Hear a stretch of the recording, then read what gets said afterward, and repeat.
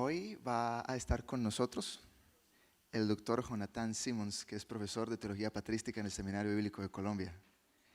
Jonathan es un queridísimo amigo mío. Llevo diciéndole que venga a predicar a la iglesia mucho tiempo y lo agarré que iba a estar acá cerca. Jonathan es el único doctor en Teología Patrística protestante que hay en Colombia y a lo mejor en América Latina.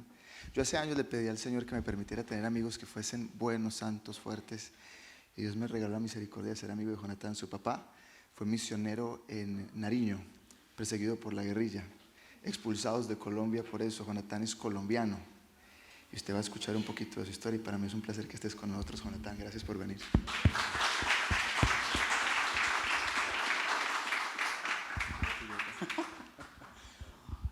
Para ser honesto, yo vine para escuchar a Sergio predicar.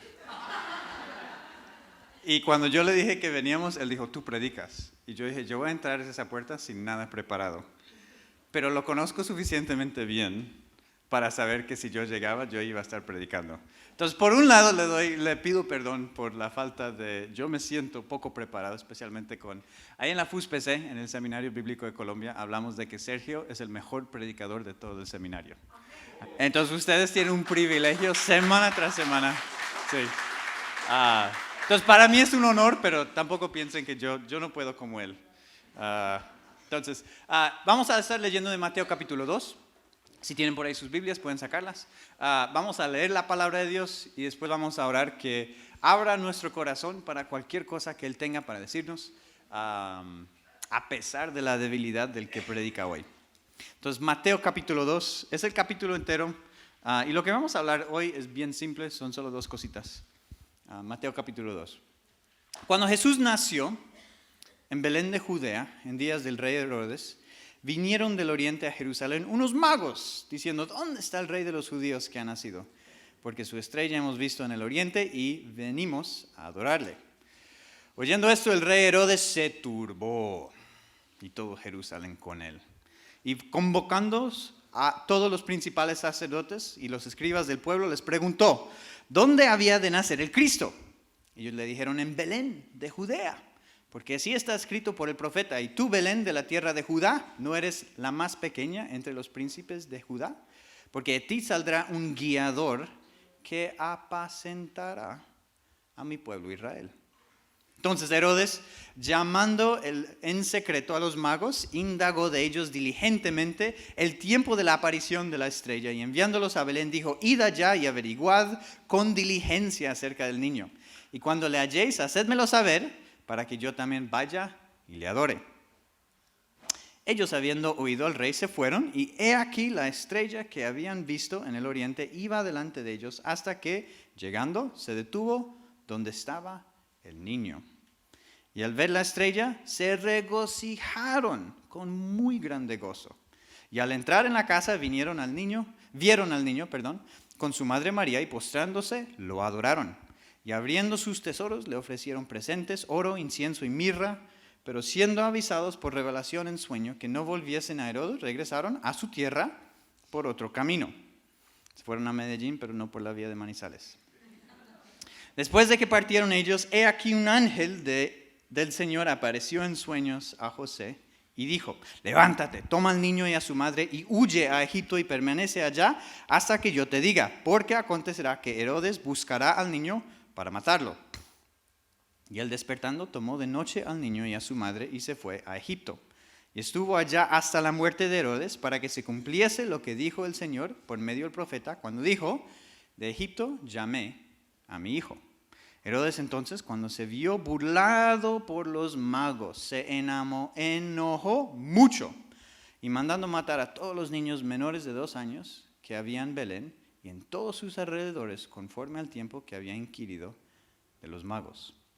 Entonces se cumplió lo que fue dicho por el profeta Jeremías, cuando dijo, voz fue oída en Ramá, grande lamentación, lloro y gemido, Raquel que llora a sus hijos, y no quiso ser consolada, porque perecieron. Pero después de muerto Herodes, he aquí un ángel del Señor apareció en sueños a José en Egipto, diciendo, levántate, toma al niño y a su madre y vete a la tierra de Israel, porque han muerto los que procuraban la muerte del niño. Entonces él se levantó y tomó al niño y a su madre y vino a la tierra de Israel. Pero, oyendo que Arquelao reinaba en Judea en lugar de Herodes su padre, tuvo temor de ir allá, pero avisado por revelación en sueños, se fue a la región de Galilea. Y vino y habitó en la ciudad que se llama Nazaret, para que se cumpliese lo que fue dicho por los profetas, que habría ser llamado Nazareno. Oremos. Señor, gracias. Gracias por su palabra. Gracias que aquí en este pasaje vemos unas situaciones de crisis, vemos unas situaciones de temor y sin embargo vemos a un Dios que obra aún en las circunstancias más difíciles. Gracias que Jesús es Dios con nosotros, en las buenas y en las malas. Señor, yo pido que mientras que miramos este pasaje podamos ver la gloria de tu Hijo y el amor que tú tienes por nosotros. Oramos que nos hables a pesar de, las debilidades de este predicador. Amén. Amén. Bueno, pregunta, y yo sí necesito que respondan. A veces el pastor o el predicador hace una pregunta, pero es que uno se quede calladito. Pero yo quiero que respondan. ¿Qué son algunas cosas que Dios es o que Dios hace? ¿Cuáles son algunas cosas que nosotros decimos? Dios es poderoso, amor, ¿qué más? Misericordioso, excelente. ¿Qué son algunas cosas que Dios hace? Perdonar, salvar. Y por ejemplo, si decimos Dios es amor, Dios nos ama. Hay una relación bien íntima en esas cosas. Y dijimos es poderoso, y uno podría hasta decir todopoderoso, ¿cierto? Es misericordioso, pero es sumamente misericordioso. Es el justo, es la justicia misma. Pero por el otro lado, ¿cuáles son algunas cosas o algunas experiencias que humanos tenemos que son distintos a lo que hace Dios? Entonces, por ejemplo, como humanos nosotros tenemos sueño, ¿cierto? Tenemos hambre, somos débiles, somos desobedientes y hasta cosas como nacemos. Pero pregunta, ¿Dios nace? No, pero... ¿cierto? Ahí cuando nos ponemos a pensar en Jesús, uno de repente, Dios sigue siendo, cuando hablamos de este Jesús, sigue siendo el Dios que es todopoderoso, que todo lo puede, que todo perdona, que sostiene el mismo universo. Y sin embargo, cuando hablamos de este Dios, tenemos que pensar que verdaderamente se hizo humano. Nació, tuvo hambre, tuvo sueño, fue desplazado en este pasaje. Y creo que necesitamos estar pensando de ambas a la vez. Solo en Jesucristo tenemos esa perfecta unión de esas dos cosas. Piense, por ejemplo, en el capítulo 1, en el pasaje anterior, aparece la palabra Emmanuel, Dios con nosotros. Es ahí al puro final del capítulo 1. Pero esa palabra solo aparece 3 veces en toda la Biblia. 2 veces en Isaías y 1 vez en Mateo 1:23. Ahora, yo creo que cuando leemos este capítulo 2, a veces Dios parece distante, Dios va a parecer lejano. Pero quiero sugerir que Mateo 2 nos anima a contemplar a un Dios que se hizo persona, pero no dejó de ser Dios, pero no dejó de ser persona. Es Dios perfectamente con nosotros, que redime aún nuestras experiencias.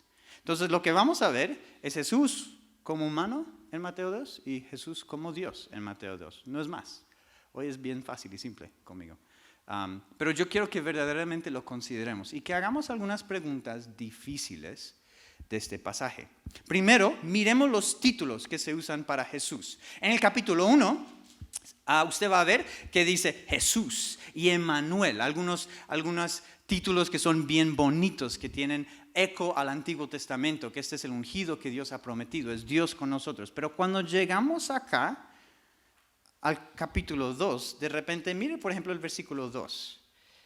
Los magos están buscando el rey de los judíos, pero lo están preguntando en el contexto de otro rey de los judíos, Herodes. Y este man no es que sea buena gente, ¿sí o qué? En el versículo 4, si vamos a ver la palabra Cristo, y esta palabra quiere decir el ungido o el bautizado, ¿sí? Pero en el resto del capítulo, casi siempre que se refiere a Jesús es con el título el niño. ¿Sí lo escucharon? Mire el versículo 8, el versículo 11, el versículo 13, el versículo 20. Constantemente, cuando habla de Jesús, usa el término niño. ¿Y qué le va a pasar a los niños en el versículo 16? Los van a matar. Entonces, esto no es un título que evoca en nuestra mente fuerza, ¿cierto? O poder. O cuando Mateo 2 habla de Jesús, se refiere al niño. Estos títulos no nos asombran de Jesús como Dios, más bien nos recuerda de Jesús como hombre. Y uno se pone a pensar, está complicado esto. ¿Qué es lo que nos está diciendo Mateo?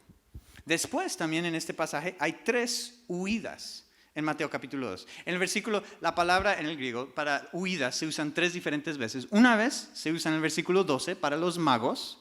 Después en el versículo 14 se va a usar de Jesús.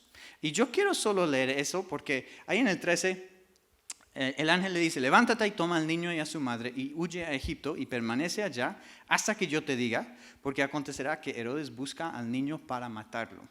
Entonces, y despertando, tomó de noche al niño y a su madre y se fue, ese es el término para huir, se fue a Egipto. Ese mismo término se usó para los magos y acá se usa para Jesús. Pero quiero que pensemos cómo sería. Huir a Egipto tiene que ir al sur, tiene que pasar por el desierto. El desierto de día es caliente, pero de noche es frío.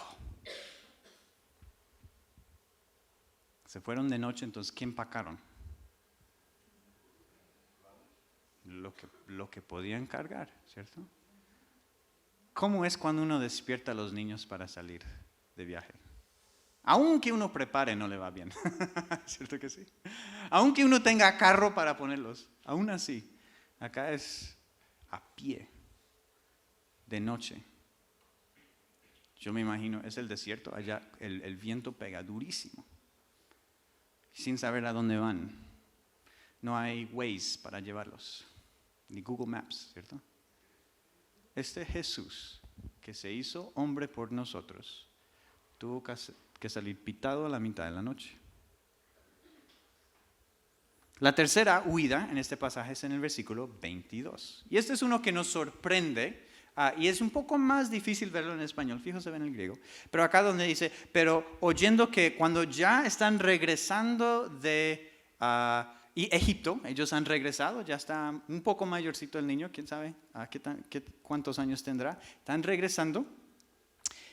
Y cuando llegan hacia Judea, se enteran que Arqueleo está reinando en lugar de su padre. Entonces no pueden regresar a Judea. Entonces, ¿a dónde les toca ir? Ni pueden regresar. Entonces, y ahí la misma palabra que se usó para el huir y para los magos salir por otra vía, acá se usa que ellos se fueron a Galilea. Entonces, una vez más, él ni pudo regresar a su propio pueblo, por decirlo así, donde nació, donde su papá tenía familiares. ¿Sí? Parece que querían estar en Judea, puede que en Belén, puede que cerca de Belén, pero el desplazamiento no les permitió regresar, tuvieron que huir a Nazaret. Y en las 2 huidas hay un sueño. Yo creo que para estos días, yo creo que José ya no quiere más sueños. Cada vez que hay un sueño son malas noticias. Pero en el sueño, mire, o sea, acá hay una urgencia. Levántate, toma al niño, toma a su madre y vete. Esta es una cosa donde el Jesús, el Dios del universo, tuvo que huir. Tuvo que salir corriendo en la mitad de la noche y no pudo regresar a su propio pueblo. Cuando uno inicialmente mira este pasaje, uno ve a Jesús como hombre, pero creo que a veces nos cuesta ver que este Jesús sigue siendo Dios, no deja de ser Dios. Es el Dios todopoderoso que sostiene el mismo universo. ¿Cómo lo vemos? Y creo que para ver esto toca mirar un poco con más cuidado. Si nosotros pensamos en estos pasajes, Mateo 1 y 2 nos recuerdan de un Dios que constantemente está presente en la crisis continua. Si usted coge la página y la voltea hacia atrás, Mateo capítulo 1 empieza con una genealogía. Ahora, a muchos no nos gusta la genealogía. ¿Cuántos de ustedes cuando lo leen para su devocional lo saltan? Sí. A veces uno llega y uno lee unos nombres y uno, ¿esto qué es? Pero creo que la genealogía nos está resaltando cosas específicamente cuando los ritmos de esa genealogía se rompen. Y en el capítulo 1, si usted lee la genealogía, tiene un ritmo hasta que llega a los nombres de ciertas mujeres y después ese ritmo de la genealogía se rompe. Y si miras los nombres de las mujeres, nos debe sorprender las que sí están aquí. Por ejemplo, Salmón engendró, en el versículo 5, de Rahab a Boz. Si usted se acuerda quién era Rahab, ¿ella era israelita? No.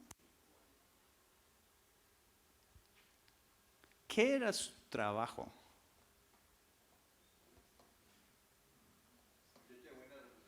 No tenía buena reputación. ¿Sí? Otro nombre que está acá es Tamar. Judá, el suegro, tuvo relaciones no legítimas con Tamar, el suegro. Hay varias historias dentro de nuestras familias que queremos esconder. Mejor no que nadie sepa, uno tiene esa tía, ¿cierto? Acá Mateo 1 las está resaltando. Otro de los nombres de las mujeres que da es Ruth. Era una moabita. Pero sin embargo, en las escrituras, si miras con cuidado la historia de Tamar y si miras con cuidado la historia de Ruth y varias otras, uno ve Dios restaurando las vidas de estas mujeres. Ruth llega a ser considerada, Proverbios 31. Si lees el libro de Ruth en el hebreo, viene inmediatamente después de Proverbios 31, porque ella es considerada el ejemplar de una mujer virtuosa.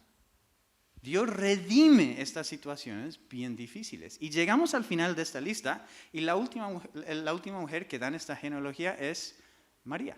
¿Por qué será que nombra esas mujeres? No nombra a Rebeca, no nombra a Sara. ¿Por qué será?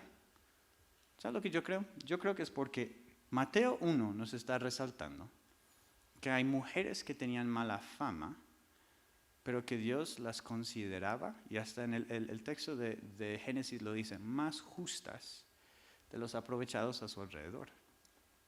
Imagínense cómo sería para María. Está embarazada, pero no está casada. ¿Quién le va a creer? No, esto fue Dios. Y en un pueblo pequeño, yo no sé, a mí me criaron en un pueblo pequeño. Los chismes son como, la noticia se pasa rápido. ¿Sí? ¿Cómo sería para María en ese pueblo? Entonces, quiero que dése cuenta que Jesús entró a una familia problemática, no una familia perfecta. Y ya hasta María, y no sin culpa, ya tenía mala fama. Y después, versículos después, el papá está por dejarlo. Él está por crecer en una familia con una mamá soltera. Pero un ángel aparece. Entonces Jesús entra a una familia difícil, entra a un noviazgo, un matrimonio que está casi que se rompe. Y después en el capítulo 2 nace en un lugar y el rey lo está tratando de matar. Y le toca huir. Desde el capítulo 1 hasta el capítulo 2 vemos a Dios entrando en crisis continua, pero acá desde el capítulo 1 nos recuerda, en medio de esta crisis continua, ¿quién tenemos? Tenemos a Emmanuel, Dios con nosotros. Él es un Dios que toma esta crisis continua y la transforma. Por mala que sea la situación, a Jesús no le da miedo entrar y caminar con nosotros en esas experiencias, incluso el desplazamiento forzado. Dicen que en Colombia hay más que 8 millones de personas que han tenido que ser desplazadas dentro del país por violencia. ¿Sí? Esto no es una cosa así tan lejana que Jesús dijo, no, yo voy a entrar a las experiencias humanas, pero esa no. Hasta estaba dispuesta a entrar a esa. Y mire inmediatamente antes de este desplazamiento, mire el capítulo 2, versículo 10. en la mitad de esta crisis continua, en la mitad de, o sea, piense cómo sería para María, cómo sería para José. O sea, constantemente preocupados de estas cosas. Pero mire el versículo 10, hay un momento de paz, de gozo. Y al ver la estrella se regocijaron con muy grande gozo. Y entran a la casa y vieron al niño con su madre y postrándose lo adoraron. Esta es la primera vez en todo el libro de Mateo que se adora. ¿Y se está adorando a quién? A Jesús. En el resto de la Biblia, cuando, por ejemplo, alguien se postra ante un ángel, le dicen, párese, no sea así. Solo se debe adorar ¿a quién? A Dios. En este momento se les dice que no adoren a este niño. Lo adoran. Y Mateo lo reconoce. Esto es Dios entre nosotros. Un momento de gozo, un momento de paz en medio de la crisis continua. Dios no evita la crisis, está presente y nos da momentos donde podemos adorar. Creo que hay veces que uno siente que no puede, pero yo creo que Dios nos da momentos de descanso, cuando nos podemos recordar en medio de la crisis. No es que a veces uno dice Dios quite la crisis y a veces no la quita, pero lo que sí hace siempre es estar con nosotros. Pero también hay otro momento donde se ve Dios con nosotros, pero es un lugar improbable y nos requiere voltear un poco en la Biblia. Entonces prepárese, vamos a ir al libro de Jeremías por un momentico, todavía no. Pero acá, por ejemplo, se habla en Mateo 2:6, se habla de la promesa de un gobernante que pastoreará a su pueblo. Y creo que igual a hoy en día, no sé cómo sea acá, pero en Medellín se le tiene poca confianza a los políticos. ¿Acá qué tal es? ¿Más o menos? Bueno. Está mal. O sea, cuando acá dice que habrá un gobernante que va a pastorear a su pueblo, yo creo que todo el mundo dice, ¿cómo será eso? ¿Sí? Ahora, está citando Miqueas 5:2, un profeta de un tiempo cuando Israel está por ser exiliado y la razón que están por ser exiliados es porque tuvieron malos gobernantes. Pero en esos tiempos, en Ezequiel 34, Dios promete que Él será su buen pastor. Ya no son los gobernantes, Dios mismo va a pastorear a su pueblo. Y cuando tenga tiempo, vaya y lee Ezequiel 34. No lo vamos a leer hoy, pero Él da una lista. Vea, estos son las personas que se supone deben cuidar de ti, no lo están haciendo. Entonces, ¿sabe qué? Yo lo voy a hacer. Yo los voy a cuidar. Yo mismo seré su buen pastor. Eche para adelante cuando llegamos a Juan capítulo 10. ¿Qué es lo que dice Jesús? Jesús dice, yo soy el buen pastor. Él está cumpliendo esta promesa, pero Mateo acá nos da un vistazo a este Jesús que pastoreará a su pueblo, nosotros. Qué hermosura. En la mitad de esta crisis tenemos el Dios por fin cumpliendo esta promesa. Y en otras partes de Mateo 9:36, por ejemplo, hay veces que Jesús ve que están las personas, las multitudes, como oveja que no tienen pastor. Y él dice, cuando hieren al pastor, las ovejas del rebaño se dispersarán. Entonces esta metáfora aparece sí en Juan, pero también en Mateo. Y en Mateo 2:6, desde la boca de algunos eruditos, Herodes oye la promesa de que este niño será el gobernante que pastoreará al pueblo. Él siendo el malo gobernante. Él siendo el político corrupto. Ahí mismo él escucha esta promesa. Qué ironía que él está haciendo lo opuesto. Y Mateo muestra que el Mesías cumple esta promesa de Dios que pastorea a su pueblo. Pero, ¿qué hacemos con estos niños matados? Entonces podemos ver a Dios presente cuando le adoran. Podemos ver a Dios presente en el título Emmanuel. Pero ¿qué hacemos con estos niños? Tengo que ser honesto. Cuando uno primero lee esto no parece Dios pastoreando a su pueblo. Esto no parece Dios con nosotros. Es más, imagínese la culpa de sobreviviente que sentiría Jesús. Lo están tratando de matar a él y matan a otros. Ahora, no es culpa de ese niño, no es culpa de Jesús. Creo que muchos de nosotros cargamos culpa de cosas que nos pasaron como niños. Y yo estoy acá para decirles, o sea, uno como niño no es culpable por lo que adultos responsables hicieron. Sin embargo, psicológicamente muchas veces lo hacemos. ¿cómo sería para Jesús? Él es el único que sobrevivió. Y Mateo 10:16 está citando Jeremías 31. Esto refleja una tragedia, un llanto que no puede cesar. Entonces leamos un poquitico de Jeremías 31. Y aunque parte de esto, la citación es tristeza y llanto y dolor, yo quiero que consideremos qué es lo que dice el resto de Jeremías 31. Yo creo que cuando Mateo cita este pasaje, él quiere que usted vaya y lea todo el capítulo. Él quiere que lea sus Biblias. Entonces, hagamos eso, leamos nuestras Biblias. Jeremías 31, empezando el versículo 1, yo voy a saltar un poco, pero yo quiero que estemos pensando, y yo quiero que ustedes me digan, ¿a qué les suena este capítulo? Si es más llanto y lloro, o si es más regocijando y confiando en Dios. En aquel tiempo, declara el Señor, yo seré el Dios de todas las familias de Israel, y ellos serán mi pueblo. Versículo 3, desde lejos el Señor se le apareció y dijo, con amor eterno te he amado, por eso te he sacado con misericordia.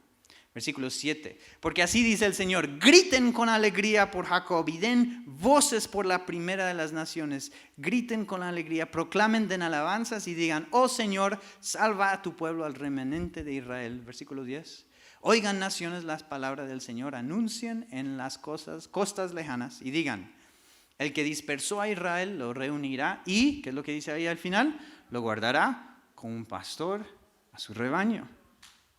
Mira el versículo 12, vendrán y gritarán con júbilo en lo alto de Sión y radiarán de gozo por la bondad del Señor, por el grano, por el vino, por el aceite y por las crías de las ovejas y las vacas. Su alma será como un huerto regado.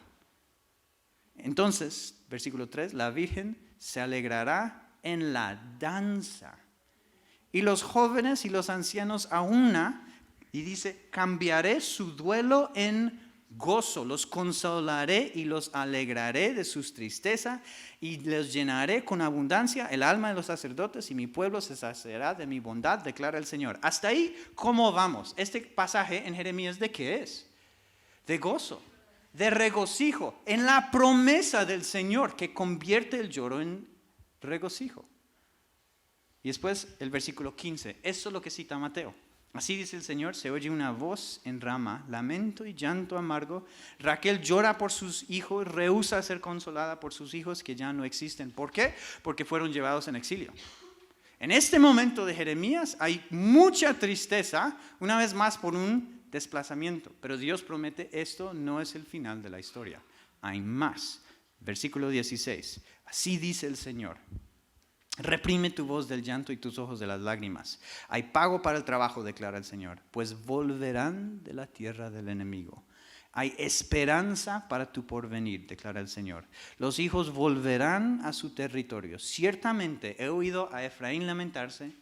Me has castigado y castigado fui como becerro. Hazme volver para que sea restaurado, pues tú, Señor, eres mi Dios. ¿Cómo empieza este pasaje? Recordándonos de la esperanza. ¿Cómo termina este pasaje? Recordándonos de la esperanza. ¿De qué? De un Dios con nosotros. De un Dios que dice, esta tristeza, este llanto no es el final. Pero ahí verá. Jeremías 31, el llanto se convierte en gozo. Y yo creo que Mateo espera que conozcamos Jeremías 31. Mateo 2 no está reconociendo solamente la tristeza profunda, sino también promete que regresará este niño en quien hay esperanza para todos los niños. Y quien le ganará a un juez injusto, no con guerra, sino con existencia. Es ironía que el rey injusto y fuerte muere el siguiente versículo. ¡Pum! Ahí se acabó. Pero el infante que buscaba, un infante no puede pelear. ¿Cierto? No puede pegar un puño, no se puede defender, ni puede salir corriendo. El infante quien buscaba sigue vivo. Dios suele sorprendernos, pues lo poderoso, lo estable de este mundo no suele ganar. Él usa las cosas débiles. Él usa las cosas insensatas, como yo. Entonces consideremos la persona de Cristo. Dios y hombre en dos naturalezas, que no se confunden, no cambian, no se dividen, no se separan. Este niño sostenido en los brazos de su madre es el mismo que siempre sostiene el universo con el poder de su palabra, dice eso Hebreos 1:3. A mí eso no me cabe en la cabeza. Aún en ese momento seguía sosteniendo el universo, porque sin Él las cosas no pueden existir. Este niño que no sabe hablar es la palabra por medio del cual toda la creación fue hecha. ¿Por qué? Porque aun cuando uno tiene la dificultad de aprender, uno puede saber, vea, Jesús tuvo que pasar por estos pasos. Él sabe cómo me siento. Este niño que tuvo que huir por su vida es la vida misma. Y este niño que tuvo que huir no pudo regresar a esta casa por temor que lo iban a matar, pero está preparando un hogar para ti y para mí. Él no pudo regresar a su hogar, entonces te prepara a ti un hogar. Mateo nos presenta a un Jesús que nos debe levantar la mente, pues es un misterio que el Dios del universo entró a nuestra existencia y no escatimó lo duro que es la vida humana.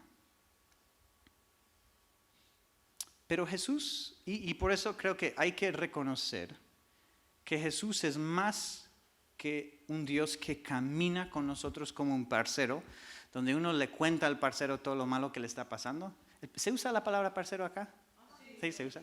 Pero creo que el parcero no puede hacer nada por uno. Y dice, ay, bueno, qué lástima.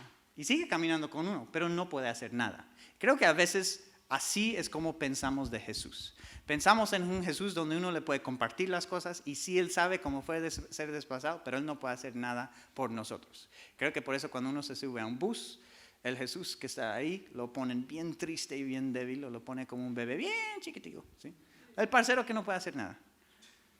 Pero creo que este pasaje nos muestra un Dios que entró a una familia en crisis y aunque los chismes contra las mujeres siguieron, la familia fue restaurada. Él cambia la realidad. Dios huye del rey injusto que buscaba matarlo y probablemente experimentó culpa falsa, pero Él fue el único niño que sobrevivió, pero Él fue la restauración, Él fue el buen pastor para todas estas mujeres en luto y para este pueblo mismo. Él cambia la historia, no nos deja ahí, pero lo hace a su tiempo y en su manera, casi siempre en la última manera que nosotros esperaríamos. Dios con nosotros. Quiere decir que sí, Dios nos acompaña, pero también abra los ojos. Dios va a restaurar la situación, aún estas de crisis. Lo que Jesús toca, Él redime. ¿Qué quiero decir con eso? Y con esto vamos a terminar. Piensen en los leprosos. ¿Qué pasaba si usted, como una persona común y corriente, tocaba a un leproso? Según el libro de Levítico, uno quedaba, ¿cierto? Impuro, ¿cierto? Entonces uno no debía hacerlo. Entonces hay una cosa donde si yo toco una cosa impura, me afecta a mí. Esa es la dirección para todos los humanos, así nos ocurre. Pero cuando Jesús toca al leproso, ¿qué le pasa? Va en la otra dirección. Él restaura las cosas que toca. ¿Qué pasa cuando Jesús toca nuestras situaciones en crisis? La sana, la restaura. ¿Qué pasa cuando Dios experimenta la situación de desplazamiento? La restaura y la sana. ¿Y qué pasa cuando la vida, ¿cierto? Jesús dijo, yo soy el camino, la verdad y la vida. ¿Qué pasa cuando la vida toca la muerte? Pierde su aguijón. ¿Cierto que sí? Acá tenemos un Jesús que lo que toca, Él redime. Y somos invitados a considerar a este Dios con nosotros, quien entró en nuestras experiencias, que la restaura en su tiempo, y al tocar nuestras experiencias, aún de desplazamiento, la restaura. Nunca lo hace como esperamos. Nosotros manejamos con afán, manejamos un carro rápido y nos tratamos de pasar los camiones que están bien despacio. Pero Dios cuando caminó en esa tierra lo hizo a 5 kilómetros por hora, máximo. No actúa bajo nuestro afán. Él redime y restaura a su manera, en su tiempo y a través de todo ese tiempo está con nosotros. Él es Jesús quien salva a su pueblo de sus pecados. Él es el buen pastor que conquista a los gobernantes injustos. Y este es el Cristo que adoramos. Entonces oremos un momentico. Señor, yo le doy gracias. Gracias porque eres tan bueno con nosotros. Gracias que en este pasaje, es un pasaje difícil, Señor, y es un pasaje que me incomoda inicialmente, pero cuando uno mira con cuidado, no solamente ve a un Dios que es 100% completamente humano, que entra en nuestras experiencias y sabe qué es nacer, sabe qué es tener hambre, sabe qué es tener que huir y sabe qué es tener miedo. Pero también, Señor, este Jesús es el mismo Dios que sostiene el universo, que redime lo que toca y que nos ama tan íntimamente que camina con nosotros diariamente. Señor, yo no sé las situaciones de todas las personas acá, pero tú sí las sabes. Señor, yo pido que en medio de las crisis, que podamos ver al Dios que camina con nosotros diariamente. Que podamos reconocer, porque ahí está, reconocer tu fidelidad por nosotros. Dios, te necesitamos desesperadamente. Gracias por Jesús. En nombre del Padre, el Hijo y el Espíritu Santo. Amén.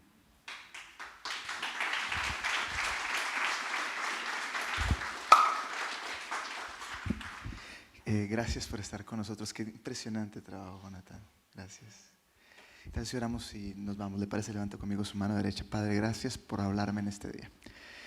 Toca mi corazón y que esto me dé esperanza para mi futuro. Que yo pueda ver mi vida bajo la misericordia de Dios, bajo el control de Dios, bajo todo lo que Dios es capaz de hacer en medio de lo que estoy viviendo en este momento. Bendice a Jonathan y a su familia, Señor. Y gracias por la misericordia de haberlo tenido con nosotros. Amén. Les amamos profundamente.